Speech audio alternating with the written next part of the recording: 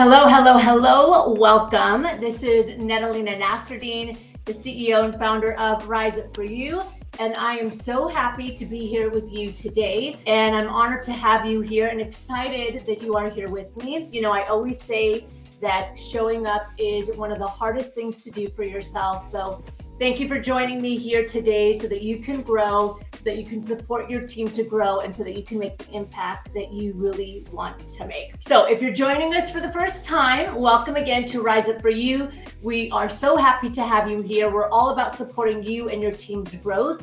And if you're a regular and you're familiar with our company, Rise Up For You, thank you so much for being a loyal community member. Everything that we do is for you, to support you, and we're very honored to have you a part of our community. So today I'm very excited to talk with you about a topic that kind of has been coming up quite a bit. So if you're familiar with Rise Up For You, you understand like our company right now is in a busy season. So we are putting together a lot of contracts and a lot of proposals for 2025 to support corporations and leaders with their team performance, their development, the emotional and the social intelligence. Now, every time we have a meeting with a client, we always ask the question, what is your number one challenge?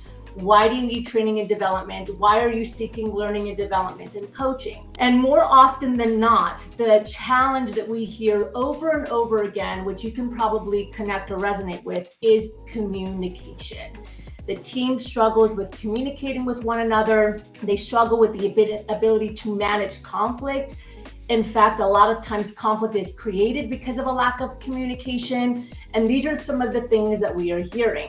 Now, believe it or not, I've said this before, but I want to reiterate it because I think it's so important. American businesses alone waste $1.2 billion because of ineffective, poor communication. And check this out. This actually kind of blew my mind when I learned about this. 69% of managers, managers, people that are managing and leading people, 69% of managers have a hard time communicating with their team just in general. They don't feel comfortable communicating with their team.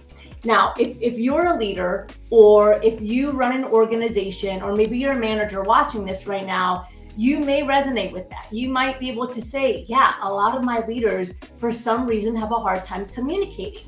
Or maybe it's yourself that you say, yeah, I feel uncomfortable when I have to communicate with my team. Well, in order for us to understand how to communicate more effectively to, of course, improve productivity, 47% increase in productivity has been shown by research when we communicate effectively. In order for us to increase team performance, in order for us to increase workplace connectiveness with your team, we have to understand the styles of communication, because communication has different layers to it.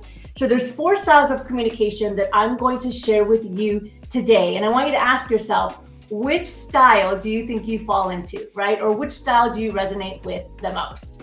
But before we jump in, I just want to remind you that if you're watching this today, if you are wanting to get to that next step as an individual, or if you and your team are in that place where you think, you know what, this learning, the development, the training is needed, please head over to riseupforyou.com. You can learn more about our services, and you can click that button that says informative call, and myself or my team will hop on a call with you, and we'll share more about our team training, our executive retreats, our corporate keynotes that we do to help support you. We also have a ton of free stuff there as well. We have our podcast, we have emotional intelligence quizzes, masterclass, completely free for you.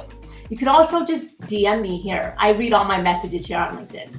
Okay, so let's jump back into the 4 styles of communication. Are you ready? Okay, the first one, I'll give you a hint actually before I jump in. Only one of the styles that I'm going to share with you today is optimal for workplace and for relationships, okay? When we're able to communicate effectively with this style, which I'll share with you a little bit later, it'll completely change your relationships, your career, your success, your ability, your confidence. Every aspect of you and your life will be enhanced by this style of communication, which I'll share with you a little bit later.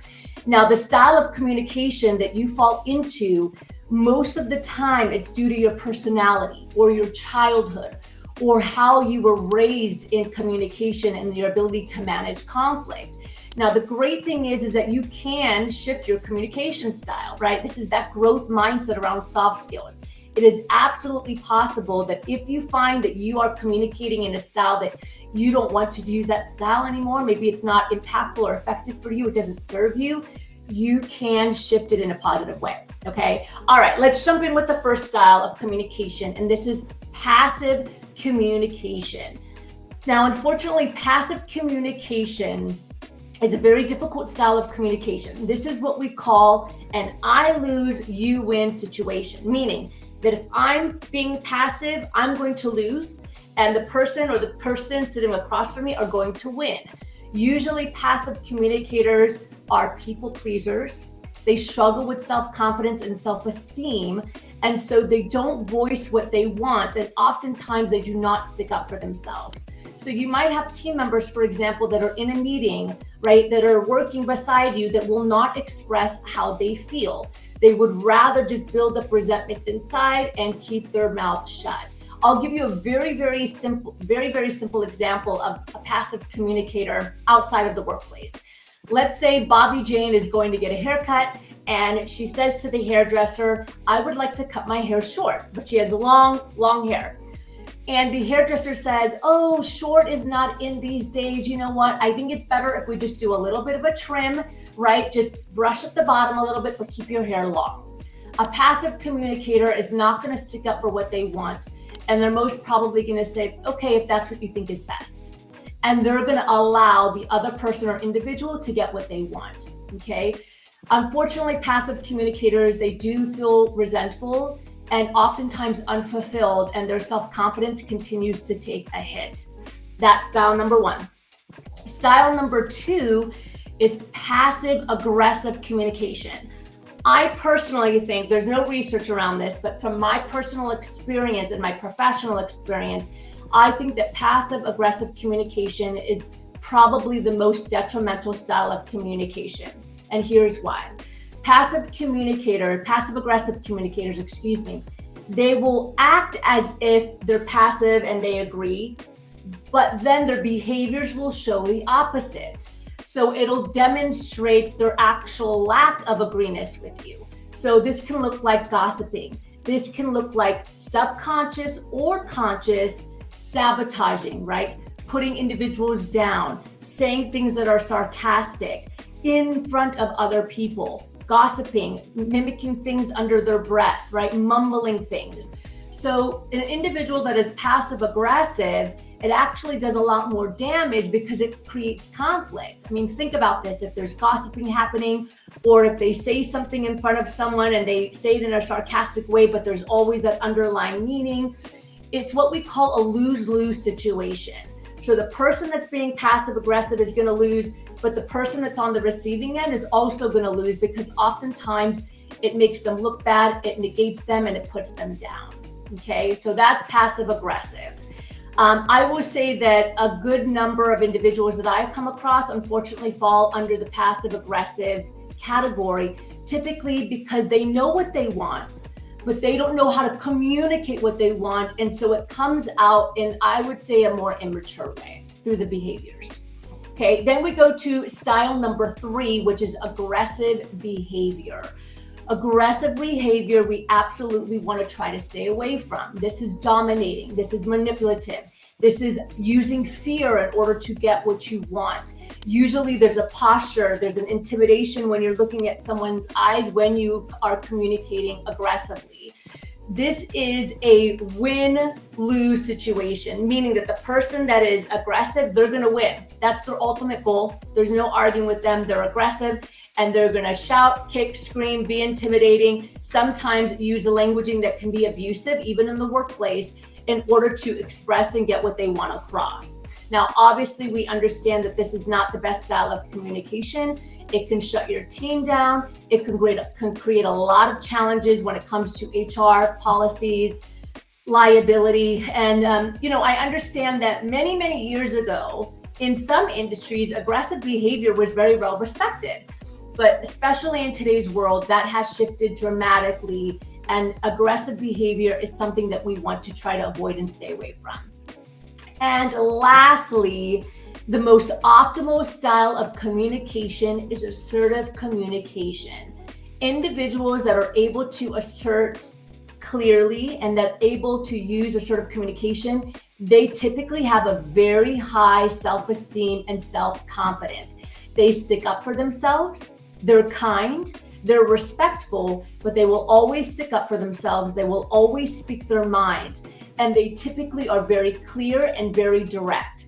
The challenge sometimes with assertive communication is that if an individual is a passive communicator or even a passive aggressive communicator, they're not used to that assertive style. They typically misplace an assertive communicator for an aggressive communicator. So if you're watching this right now, you might say, I'm an assertive communicator. You're not mean, you don't put people down, you're not disrespectful, but you do say what you want, you communicate clearly. You might have been labeled aggressive. I know I have for sure.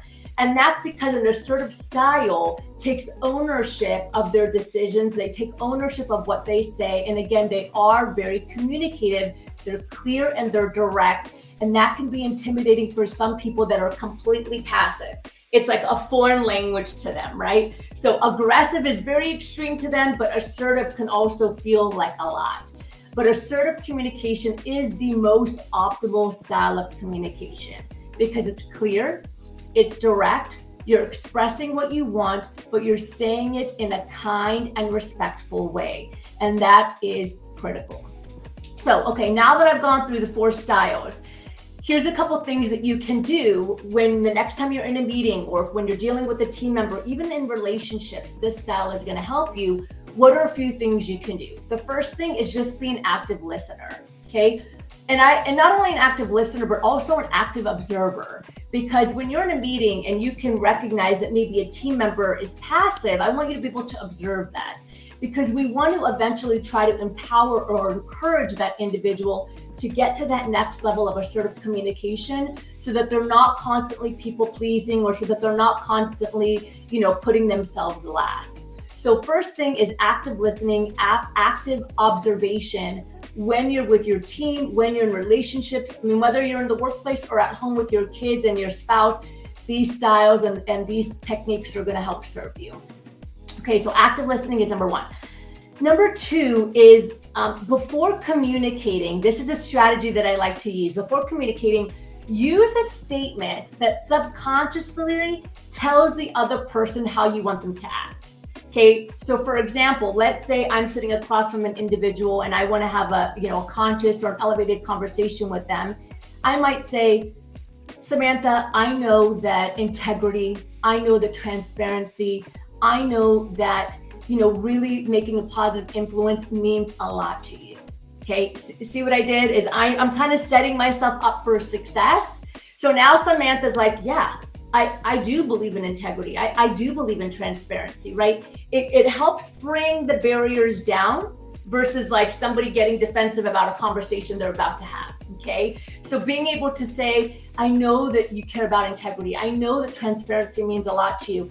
I know that making an impact is a top value for you. So that's why I wanted to come and share with you some of the things that I'm seeing or feeling that I believe are of great value to you. Okay, that's going to help, right? Especially when you're dealing with somebody that has an aggressive communication style right now. Because typically somebody that has an aggressive communication style, you want them to think that it's their idea. Okay, so you want to help support them before you're communicating. And the last step is time and place. Okay, for example, a passive communicator, if you're in a meeting and you're running a meeting and somebody's being a passive communicator, that is not the time in front of other people to be like, how come you're not saying what's on your mind? I need you to speak up. We want to be able to do that on a one-to-one basis. Okay, somebody that is displaying passive aggressive communication. We need to be able to correct that behavior, but we need to correct the behavior behind closed doors. So time and place is going to help you communicate effectively. It's interesting because over the weekend, there was a little party that I had with my family because it's called a sprinkle. So I'm going to be an auntie again. And I have a nephew that's going to be arriving here shortly in about, 6 weeks. And so we were having a little party and one of the family members came up to me at the very end and said, I just think that from now on, I'm just gonna like shut my mouth in social situations. And I said, well, what do you mean? Shut your mouth, that's passive, right? Passive style. And I said, well, tell me more, what do you mean? And he said, every time I communicate, I feel like people laugh at me. I feel like I'm completely misunderstood. I feel like whatever I say, whatever I do, I'm always misunderstood. And then he said, but I have multiple degrees. He said, I have like 5-6 degrees. And I said to him, what I'll say to you, the amount of degrees that you have, the amount of technical expertise that you have, all the knowledge that you have will only go so far if your communication and your soft skills are hindered. 75% of your success is determined by your ability to build relationships, communicate effectively, and create conversations that are serving both you and the person that are sitting across from you. So the number one thing that we need to work on, this is my conversation to my family member, is not necessarily the knowledge that you're saying, because you're actually very incredibly smart, but it's the delivery. It's how it's said. It's when it's said. It's the timing. It's how often you're speaking up. All of these things matter in your communication style. I'm going to leave you with this, okay? Say what's on your mind. Mean what you say, but don't be mean when you say it. This is the best rule of thumb I can give you when communicating. Thank you for joining me today. It's been amazing to sit here and have a conversation with you. Even though I can't see you, I know you're there, and I know you're listening, and I know you're watching. Until next time, have an amazing day, make it great, and get out there and be your absolute best.